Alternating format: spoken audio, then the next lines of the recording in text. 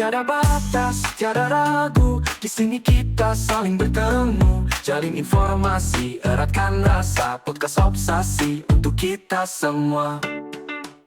Rapain obrolan, langkah bersama. Di setiap detik kita berbagi cara, cari pengalaman hingga harapan. Podcast kami jalan untuk semua. Mari bergabung, dengarkan cerita, obrolan singkat untuk kita semua. Assalamualaikum warahmatullahi wabarakatuh. Waalaikumsalam. Selamat datang di podcast Obsasi Rabain.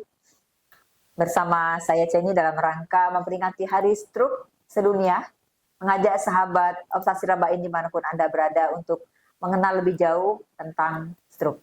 Penyakit ini sering datang tanpa peringatan, yang menyerang mendadak, tapi jangan khawatir. Hari ini kita akan bahas tuntas mengenai fakta, pencegahan hingga solusi pengobatan stroke di Rumah Sakit Rabain. Dan podcast kita hari ini bersama narasumber yang spesial. Setiap harinya spesial, tapi hari ini spesial karena bersama Dr. Yusril, spesialis saraf senior di Rumah Sakit Umum Daerah Dr. Haji Muhammad Rabain. Selamat datang Pak Dokter. Selamat datang. Assalamualaikum warahmatullahi wabarakatuh. Hari ini kita akan berbagi informasi, pengetahuan yang penting tentang stroke. Stroke itu memang penyakit yang harus kita waspadai bersama ya Pak Dokter ya. Karena datangnya tiba-tiba, tetapi tentu bisa dicegah dengan pemahaman yang benar. Silahkan kita perkenalkan dulu, tak kenal maka tak sayang, agar sahabat Obsasi Rabain mengenal nih lebih dekat dokter yang kita punya di Rumah Sakit Rabain di Poliklinik Saraf. Silahkan Pak Dokter. Selamat pagi sahabat Obsesi Rabain. Saya Dr. Yusril, spesialis saraf atau sekarang sebutannya spesialis neurologi. Saya bekerja di Rumah Sakit Rabain sejak tahun 2012. Saat ini kita di Rumah Sakit Rabain punya 2 orang spesialis neurologi. Satunya Dr. Dian.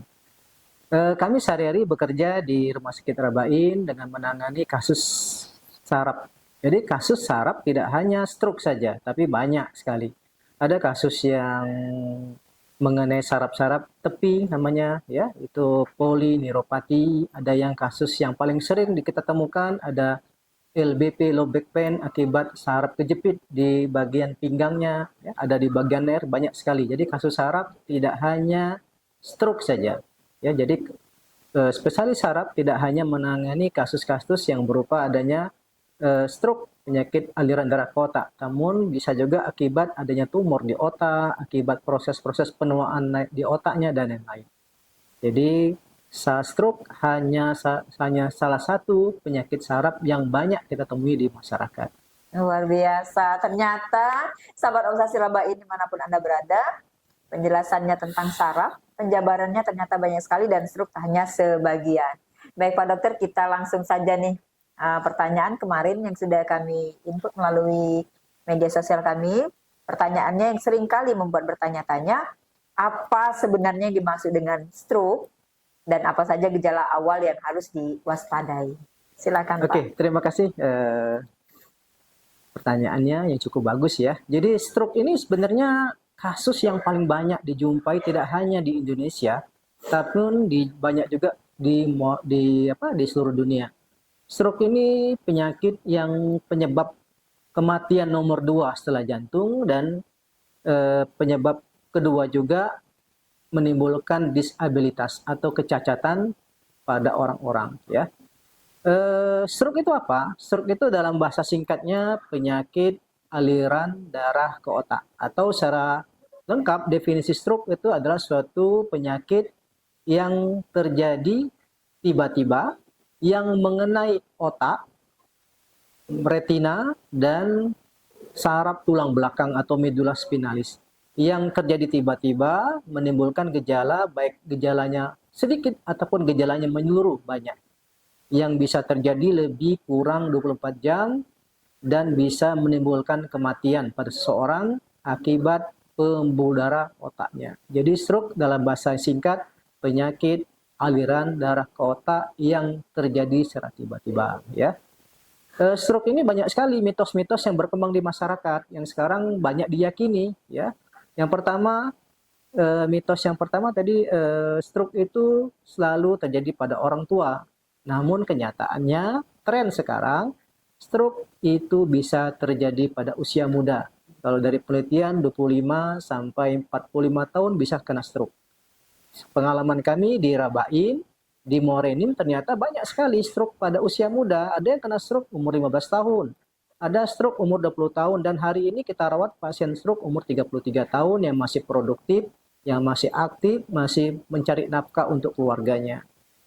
Ya, jadi stroke tidak hanya terjadi pada usia tua, namun stroke terjadi juga pada usia muda. Ini harus kita cermati, harus kita aware ya. Jadi jangan di usia muda kita meluangkan waktu hura-hura dengan pola hidup tidak sehat. Ini berdampak saja tidak hanya stroke, mungkin penyakit-penyakit yang lain.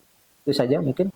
Ya, Artinya kalau bukan hanya orang tua bisa menyerang juga usia muda, kira-kira bagaimana caranya dok menggali faktor risiko stroke itu sendiri dan apakah ada yang bisa dilakukan untuk mencegahnya dok? Oh, stroke ini 90% stroke itu sebenarnya bisa kita lakukan pencegahan. Ya, 90%. Macam-macam metode-metode yang harus kita lakukan ya. Stroke itu kita harus cari faktor risikonya. Jadi mengapa stroke terjadi pada usia muda misalnya? Itu penyakit-penyakit jantung misalnya, jantung bawaan atau penyakit pembuluh darah. Ada yang gangguan anemia, ada gangguan misalnya penyakit akibat gangguan kekentalan darah, itu sering terjadi pada usia muda, atau secara genetik karena hipertensi. Jadi stroke 90% bisa kita cegah dengan cara mencari faktor risikonya. Ya, stroke itu ada dua faktor yang harus kita amati. Yang pertama faktor yang tidak bisa dirubah. Dan yang kedua faktor yang bisa kita ubah. Yang tidak bisa dirubah itu ada faktor pertama jenis kelamin. Yang kedua ras, ya. Orang Negro lebih sering jadi stroke. Yang ketiga genetik, ya. Ya, itu yang bisa dicegah. Yang bisa dicegah banyak sekali. Jadi ada faktor-faktor yang kita bisa lakukan pencegahan. Yang pertama hipertensi. Ya, jadi orang penderita hipertensi jangan lalai, tidak diobati ya. Kita banyak berkembang di masyarakat, saya ini darah tinggi. Tensi saya 200 biasa saja tanpa ada keluhan ya. Kadang-kadang dengan bangganya orang-orang bercerita, oh saya 200. Tekanan darahnya gitu, ya. Tekanan 200, nggak ada penyakit, nggak ada keluhan. Ya ini ibarat kita menyimpan bom waktu. Ya 1 tahun, 2 tahun, 3 tahun, bertahun-tahun dengan gejala hipertensi ini akan meledak dia. Ya, saya katakan pada pasien saya, Bapak hati-hati, Bapak nyimpen bom. Bom yang suatu akan meledak. Serangan tadi ya, dok? Meledaknya kemana? Bisa terjadi ke otak. Ya, tidak hanya stroke saja. Kalau ada hipertensi kronik yang tidak diobati, bisa nimbul komplikasi tidak hanya di otak, bisa ke jantung, bisa ke gangguan ginjal, dan lain-lain. Itu pola makan seimbang sama olahraga ya, dok ya? Iya, jadi kita harus cermati faktor risiko tadi dan kita modifikasi dengan pengobatan. Kedua, faktor yang bisa dicegah kolesterol. Ya, jadi kolesterol, kemudian diabetes. Jadi diabetes hati-hati. Penderita diabetes ini yang kata orang Morenin itu umak penyakit. Ya, orang diabetesnya hati-hati, umak penyakit karena bisa beranak. Ya, istilah dari masyarakat beranak bukan berarti beranak dalam arti yang positif, yang negatif. Dia bisa menimbulkan komplikasi lebih parah dari diabetes, lebih parah dari hipertensi. Dia bisa menimbulkan komplikasi dari ujung rambut ke ujung kaki, ya, kena otaknya stroke, kena matanya, kena giginya, kena jantung, kena ginjal, kena lambung, semua organ-organ akan diserang oleh diabetes, termasuk stroke tadi. Jadi orang dengan diabetes harus kontrol dan rutin mengobati, mengontrol kadar gulanya biar tidak menimbulkan komplikasi salah satunya stroke. Kedua, orang dengan penyakit jantung ya harus diobati juga. Kemudian orang-orang dengan gangguan obesitas. Ya, kemudian merokok dan alkoholisme. Ini faktor-faktor yang bisa kita lakukan untuk pencegahan stroke-nya. Artinya memang bisa dicegah ya, dok ya. Iya. Padahal banyak orang bilang kalau stroke itu tidak bisa disembuhkan. Nah, lalu bagaimana rumah sakit Rabain kita ini, dok, untuk membantu pemulihan pasien stroke itu sendiri? Oke, jadi stroke ada dua, ya. Stroke itu terbagi secara faktor penyebab ada dua. Ada yang sumbatan, ada yang perdarahan, ya. Kalau sumbatan terjadi gumpalan sumbatan di otaknya. Kalau perdarahan pecah aliran darah di pembuluh darah di otaknya. Jadi ada dua gejala stroke. Kalau secara teori yang lebih berat yang mana? Secara teori yang lebih berat dua-duanya berat. Namun lebih berat ada perdarahan di otaknya. Apalagi darah yang luas. Ya. Kemudian kalau sumbatan berat enggak? Kalau sumbatan besar, apalagi mengenai daerah batang otak ini lebih berat juga. Jadi semua stroke tidak ada yang ringan. Kita sering ditanya oleh pasien, Pak, stroke saya ini ringan atau berat? Saya katakan stroke Bapak ini berat. Tidak ada yang ringan. Nah, gejala stroke ini ada yang ringan, ada yang berat, ada yang sangat berat, bahkan ada yang meninggal. Ya, jadi kalau kena stroke tidak ada ringan, semuanya berat.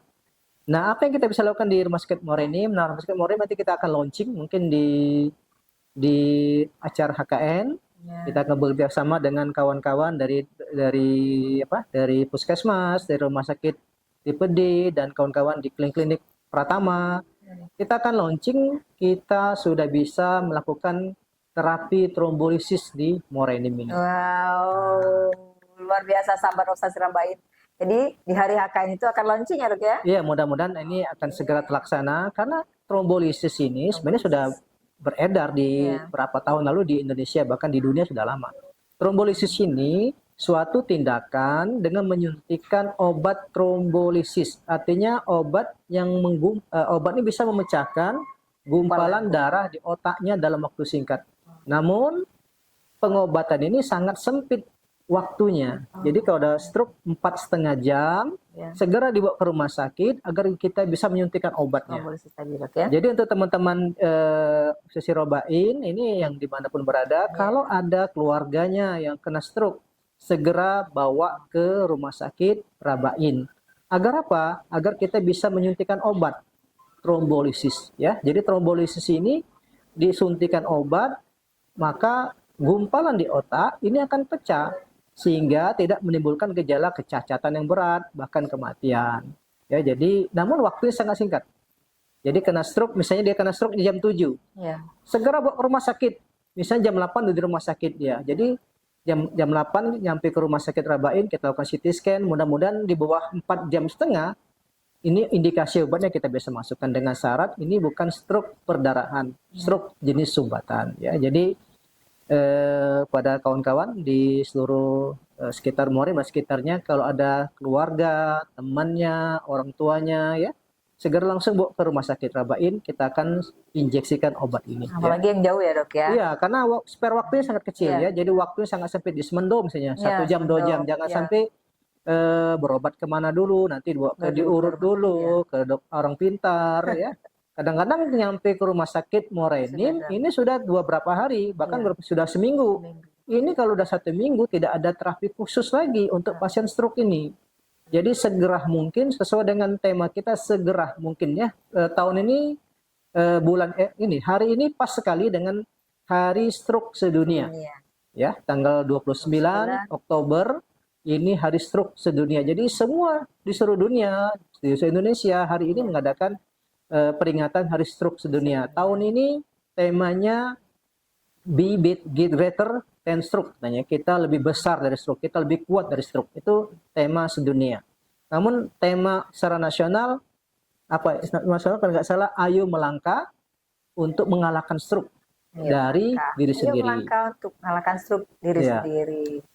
Nah, dengan trombolisis tadi, Dok, kira-kira nih pasien pengguna BPJS bisa tidak, Dok? Oh ya, jadi untuk kawan-kawan di kawan Obsesi Rabain ya, untuk penanganan apapun di Rabain ya kita usahakan dengan menggunakan BPJS agar tidak berat ya, karena pasien-pasien stroke ini ingat, kadang-kadang pasien stroke dengan kelumpuhan yang berat. Mereka suka menanyakan, Dok, mengapa nggak sembuh-sembuh? Kok lama sekali sembuhnya ya? Nah, memang stroke tidak bisa simsalabim ya. Abrakadabra masuk besok udah bisa jalan, besok sudah bisa normal kembali. Tidak seperti itu. Jadi ada proses penyembuhannya, berangsur-angsur, beguyur kata orang Palembang ya. Sehingga kadang-kadang membutuhkan waktu perawatan lebih lama dan tindakan yang banyak. Sehingga kalau dengan biaya sendiri ini akan memberatkan. Nah, dengan program pemerintah, BPJS dan asuransi yang lain ini paling tidak akan menolong dari penderita stroke dan keluarganya. Untuk trombolisis ini memang di cover oleh BPJS-nya ya. Karena obatnya sangat mahal, namun bagi pasien dengan jaminan BPJS ini akan gratis ya. Artinya jangan khawatir soal biaya ya dok ya. Iya, iya. Prosedurnya mudah, sahabat Obsasi Rabain dimanapun Anda berada, cukup mengikuti membawa rujukan dari Paskes, terus diberikan, kita ketemu nih di Poliklinik Saraf Iya. dengan Dokter Yusril. Ada mitos nih dok, bahwa stroke itu hanya menyerang satu sisi tubuh saja. Nah. Benar nggak dok gitu dok? Iya, jadi gini, ciri-ciri stroke itu ada singkatannya ya. Iya. Ada namanya segera ke RS. Nah, ya. Segera ke RS. Iya, itu yang singkatan yang paling gampang. Se-nya apa? Separuh tubuhnya, se itu senyum. Oh, senyum. Senyumnya tidak simetris. Iya. Nah, jadi kalau ada tiba-tiba lagi di rumah, kok ngelihat orang tuanya ataupun keluarganya, kok senyumnya nggak mengot, senyumnya nggak simetris, nggak sama, Iya. mengot ke samping kiri atau kanan. Nah, ini mungkin salah satu gejala stroke. Gejala stroke. G-nya itu apa? Gerakannya kaki dan tangannya lemah. Oh. Nah, kemudian ra-nya tuh rasa rabanya, ra-nya tuh ini ra-nya lupa saya. Ra-nya ini bicaranya pelo, ra bicara pelo. Nah, bicara pelo, ke-nya tuh kebas. Kebas separuh tubuh. Ya, kemudian ra-nya ini adalah rabun. Nah, jadi gejala stroke itu bisa senyumnya tidak sama, gerakannya lemah, bicaranya pelo, kemudian rabun penglihatan, kemudian kebas seluruh badan. Jadi gejala stroke salah satunya memang separuh tubuhnya mengalami kelemahan. Namun tidak menutup kemungkinan gejala-gejalanya bisa berbeda. Ada kadang-kadang tiba-tiba pasien tidak bisa ngomong. Lalu di awalnya bisa ngomong, lagi makan, lagi berjalan, lagi bicara, tiba-tiba nggak bisa ngomong. Namanya gejala mengenai pusat bahasa di otaknya, namanya afasia. Ini gejala stroke. Atau tiba-tiba, ya ingat ya, stroke ini tiba-tiba. Artinya 1 menit sebelumnya, 1 detik sebelumnya pasien sehat walafiat. Ya, bisa tiba-tiba nggak bisa ngelihat. Atau tiba-tiba nggak bisa mencium bau. Ya, atau tiba-tiba tidak bisa menggerakkan tangan saja tanpa kaki.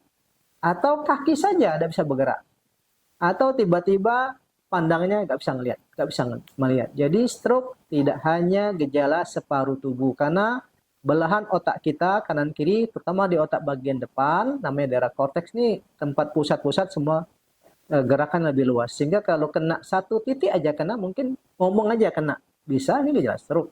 Atau namanya gejala vokal cerebral. Atau nggak bisa melihat karena pusat matanya tanpa lumpuh, bisa saja ini gejala stroke. Jadi gejala stroke ini banyak sekali. Namun secara singkatan tadi ya, segera ke rumah sakit. Itu yang versi bahasa Indonesia. Tapi bukan pada saat makan-makan disuruh bayar, nggak bisa ngeluarin dompet, jadi segera ke dokter, segera ke rumah sakit, karena takut ngeluarin dompet tadi itu dok ya? Iya, tiba-tiba kayak ini berat, tiba-tiba tangannya berat, senyumnya tidak simetris. Oke nih, artinya kalau bisa saja stroke itu mempengaruhi kedua sisi tubuh ya dok ya, tergantung bagian otak yang mana yang kena ya dok ya. Misalnya bagian otak yang kiri terserang, tentu gejalanya muncul di sisi kanan tubuh ya dok Betul. ya, atas sebelahnya. Nah seringkali orang, ada lagi nih dok, tadi ngopi tadi dok, ngopi. Nah kalau dokter Yusril tadi ngopinya adalah ngobrol perkara. Perkara ilmu. Nah sekarang nih, seringkali orang takut minum kopi nih dok, katanya memicu stroke. Apa benar nih kopi bisa menyebabkan stroke? Nah, ini mitos ya. Jadi mitos yang perlu kita luruskan. Nah, kalau selama ini yang dari buku-buku yang ada, literatur yang ada, tidak ada kopi itu menyebabkan stroke. Yang ada merokok dan alkohol. Nah, bukan ngopi, mabuk. Nah, mabuk alkohol itu gejala bisa menyebabkan stroke. Namun kalau ada faktor psikohipertensi, mungkin. Jadi hipertensinya yang berisiko, kalau ngopi katanya kafein bisa meningkatkan gejala hipertensinya. Jadi bukan stroke, ya, tapi mungkin hipertensi. Apalagi dengan DM misalnya, kopinya dicampur dengan gula pasir yang banyak, mungkin aja memperberat DM-nya, diabetesnya. Ya kan DM-nya akan berisiko stroke. Namun kopi secara tidak menjadi faktor penyebab stroke-nya. Kalau alkohol iya. dan merokok kalau di Artinya aman ya dok ya. Ya aman bagi yang sehat. Bagi yang tidak sehat mungkin ada penyakit lambungnya Asal mungkin jangan nggak kuat, berlebihan. Ya, hipertensi mungkin nggak kuat bisa aja. ya, bisa jadi. Apa benar nih kalau orang yang sudah terkena stroke dok, terus dia akan terkena stroke lagi? Bisa. Bisa ya dok ya. Ya, jadi selama ini kadang-kadang kita edukasi pasien yang kita rawat, Pak, Ibu, ingat ya, Ibu ada gejala penyebab stroke-nya karena darah tinggi, ada diabetes, ada jantung, misalnya ada kolesterol, tolong kontrol rutin. Mengapa? Karena stroke bisa berulang. Kapan pulangnya? Nggak tahu, Bu. Ya, nggak tahu Pak, apa minggu depan, apa 1 jam lagi, apa tahun depan. Nggak tahu. Selagi faktor-faktor penyebab stroke-nya dikontrol dengan bagus, mudah-mudahan tidak terkena stroke lagi.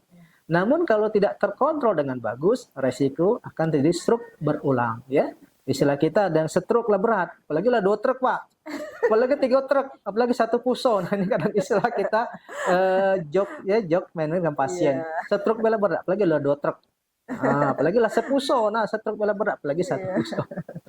Artinya memang resiko stroke itu berulang pasti ada ya. Iya, Dok, ya? jadi harus kawan-kawan mungkin sahabat dari obsesi raba ini harus kontrol rutin. Kontrol rutin. Nah, bagaimana terapi atau solusi yang harus dilakukan di rumah nih dok terkait pemulihan pasien stroke? Stroke sudah dapat tadi berulang. Nah, kejadiannya di rumah nih.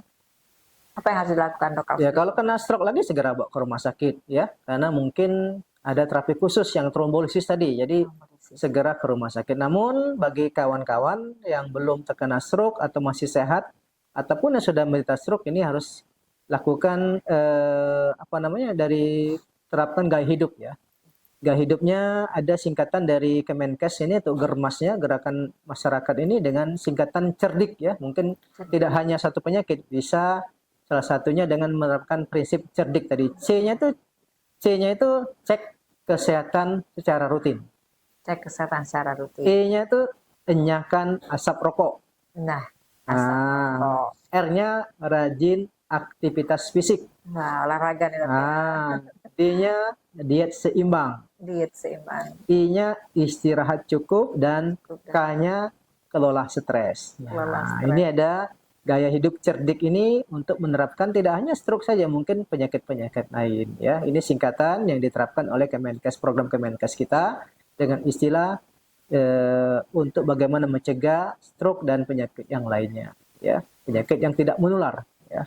Artinya kita harus cerdik agar tidak segera ke rumah sakit. Ya, itu ya.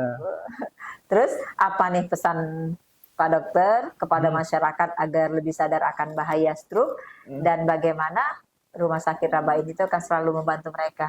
Iya, jadi untuk sahabat obsesi Rabain, stroke ini suatu penyakit yang bahaya dan banyak sekali kasusnya. Dilaporkan tiap 3 detik di seluruh dunia ada penderita stroke yang baru. Kita di Rabain saja hampir 1 sampai 5 orang sehari di kabupaten kita kena stroke. Ya, jadi cukup banyak stroke di Muara Enim ini. Nah, untuk ini harus kita segera mencari faktor-faktor penyebabnya. Jadi faktor penyebabnya apa? Oh, saya ada hipertensi nih, segera diobati. Oh, saya ada diabetes nih, diobati. Oh, saya suka alkohol, mulai dihindari, atau merokok ya, karena ini faktor-faktor penyebab stroke yang paling banyak. Apalagi di usia muda. Ingat ya, mitos yang mengatakan stroke selalu usia tua ini udah harus kita hilangkan. Karena orang-orang muda dengan pola hidup yang tidak sehat, makan lemak berlebihan, apalagi sekarang sudah banyak warung-warung kopi, mungkin manisnya paling banyak ya. Sekarang udah berjamur di mana-mana, di kota-kota besar, bahkan di kabupaten ini warung-warung kopi ya, kafe-kafe yang kadang-kadang tempat nongkrong nih merokok kawannya, kopi dengan gula berlebihan. Nah, ini salah satu faktor-faktor yang mungkin kita perlu kelola ya. Tidak dilarang kita untuk melakukan sosialisasi merokok di kafe-kafe, cuman untuk tingkat kemanisan mungkin kita harus kontrol. Kemudian stroke tadi tidak hanya usia tua saja, usia muda. Jadi usia muda harus segera hidup sehat kita. Pola hidup yang tidak sehat, apalagi sekarang usia muda ini dengan stres yang tinggi ya, kompetensi cari pekerjaan sekarang lebih tinggi ya. Ini mungkin salah satu faktor mencetuskan stroke banyak terjadi usia muda. Jadi untuk sahabat obsesi Rabain, selalu kita hidup sehat. Prinsipnya cerdik tadi. Cek kesehatan rutin, menyiapkan asap rokok, rajin olahraga, diet seimbang dan istirahat cukup dan kelola stres. Ya. Nah, stres tidak bisa kita hindari ya. Apalagi dengan kehidupan sekarang, dengan gaji pas-pasan, anak banyak ya. Banyak keinginan ya, Dok? Nah, apalagi yang keinginan banyak. Keinginannya Kadang-kadang ada orang dengan gaji yang sedikit cuman enjoy ya. enjoy aja. Ada gaji besar yang lebih besar dari ini, bahkan Waktu dari itu saya lebih berat. iya banyak yang kurang keinginannya. Nah, ya banyak keinginan ya. Terus rumah sakit kita rencana yang pembangunan KJSU, Dok, gedung KJSU semoga Iya, lancar jadi ya, Dok, ya. Rabain dalam hal ini Center sudah ya, Dok? ditunjuk sebagai rumah sakit pengampu stroke ya oleh Kemenkes ya. Jadi ke depan rumah sakit kita akan berkembang lebih besar lagi untuk menangani tidak hanya kasus stroke, ada kasus kanker, kemudian kasus jantung ya. Jadi 3 penyakit utama ini paling banyak menyebabkan kematian tadi. Jadi ke depan nanti kita punya alat yang namanya dengan cath lab. Jadi stroke bisa dilakukan tindakan namanya trombektomi, bahkan untuk mengobati kasus-kasus pembuluh darah di otak yang berat ya. Nanti ada dokter saraf yang mungkin akan mengambil sekolah lagi untuk tindakan namanya tindakan untuk neurointervensi ya. Mudah-mudahan ke depan ini bisa kita laksanakan lebih cepat sehingga Morenim tidak perlu pasien yang stroke dengan berat yang butuh lakukan tindakan operasi bisa kita lakukan di rumah sakit Morenim ya. Mudah-mudahan ke depan ini sudah diawali dengan trombolisis tadi ya, Dok? Iya, trombolisis syarat untuk sebagai dasar ya. Jadi pengampu dasar untuk Kemenkes ini. Iya. Nanti ke depan kita lakukan tindakan trombektomi dan DSA namanya ya. Mudah-mudahan ini bisa berkembang sehingga tidak perlu dirujuk ke Palembang lagi karena stroke ini berpacu dengan waktu. Ya, untuk tindakan trombolisis tadi 4,5 jam. Kemudian untuk tindakan trombektomi ini stroke di bawah 12 jam. Jadi kalau ke Palembang macetnya belum ini. Waktunya, jadi Dok, waktu window periodnya, waktu periode emasnya ini hilang karena jarak yang cukup jauh. Ya, mudah-mudahan dirabain dengan mengcover paling tidak ada daerah yang kita cover, Lahat, Pagar Alam, Empat Lawang, bahkan daerah Martapura sebagian dan Tanjung Enim bisa kita lakukan di sini. Ya, Pali ya, ada berapa yang bisa kita cover di sini. Jadi peluangnya cukup banyak ya. Mudah-mudahan ini terwujud apalagi nanti ada pengembangan rumah sakit kita ya. Iya. Ke depan jadi sebagai stroke center ya di daerah kabupaten kita. Oke, terima kasih banyak Pak Dr. Yusril, sukses selalu. Terima Atas kasih. penjelasan tentunya sangat bermanfaat. Semoga apa yang kita harapkan berwujud. Tentunya sudah dengan jadi pengampu ya, Dok ya. Ya. Pengampu stroke tadi, kita akan bangun layanan Rumah Sakit Umum Daerah Dr. Haji Muhammad Rabain dengan gedung KJSU-nya. Semoga ini menjadi manfaat untuk sahabat obsesi Rabain dimanapun rasanya. Nih, jadi kalau wajah kita terlihat tidak simetris atau mati rasa, kelemahan di satu sisi, kesulitan bicara, atau tekanan darah itu naik, mungkin memiliki risiko gejala stroke tadi. Iya. Jangan ragu untuk memeriksakan diri ke Poliklinik Saraf di Rumah Sakit Umum Daerah Dr. Haji Muhammad Rabain, bertemu dengan Dr. Yusril dan Dr. Dian. Kami siap membantu dan memberikan dukungan dengan fasilitas terbaik yang rencananya akan ada trombolisis tadi ya, Dok ya. Iya. Nah, jika belanja jangan lupa stroke. Jika duduk jangan depan pintu. Jangan takut dengan kata-kata stroke karena dokter saraf di Rumah Sakit Rabain siap membantu. Sampai di sini podcast Obsesi Rabain hari ini. Semoga informasi ini bermanfaat dan membantu kita semua untuk lebih waspada dengan stroke. Terima kasih Rumah Sakit Umum Daerah Dr. Haji Muhammad Rabain melalui Kabag Bina Program dan Publikasi yang telah memfasilitasi kegiatan hari ini. Terima kasih tim Humas, terima kasih tim PKRS, terima kasih semua yang sudah mendengarkan podcast Obsesi Rabain. Sampai jumpa di episode selanjutnya. Wassalamualaikum warahmatullahi wabarakatuh. Waalaikumsalam. Terima kasih, Dok. Terima kasih. Tiada batas, tiada ragu, di sini kita saling bertemu, jalin informasi, eratkan rasa, podcast obsesi untuk kita semua. Rabain obrolan, langkah bersama, di setiap detik kita berbagi cara, berbagi cari pengalaman hingga harapan. Podcast kami jalan untuk semua. Mari bergabung, dengarkan cerita, obrolan singkat